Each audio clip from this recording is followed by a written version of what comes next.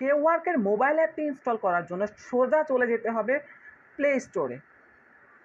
Play স্টোরে যাওয়ার পর সার্চ করতে হবে কেওয়ার্ক লিখে। তারপর আপনারা দেখতে পাচ্ছেন এই যে কেওয়ার্কের লোগো সহ অ্যাপটি চলে আসছে।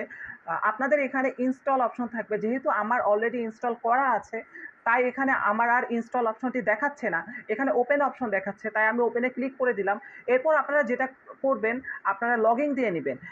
আর আপনারা আপনাদের কেওয়ার্ক যে অ্যাকাউন্টে এটা লগইন, এই যে দেখতে পাচ্ছেন সাইন আউট বাটন, নর্মালি যেহেতু আপনাদের সাইন ইন করা থাকবে না, তাই আপনাদের এটি সাইন ইন করে নিতে হবে। আপনারা যে ইউজার আইডি এবং পাসওয়ার্ড, অর্থাৎ ইমেল এবং পাসওয়ার্ড দিয়ে আপনারা অ্যাকাউন্ট খুলেছিলেন, সেই ইমেল এবং পাসওয়ার্ড দিয়ে আপনারা এই অ্যাপটিতেও লগ ইন করে নেবেন।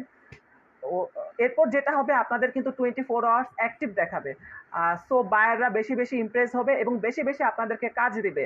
ধন্যবাদ সবাইকে। আল্লাহ হাফেজ।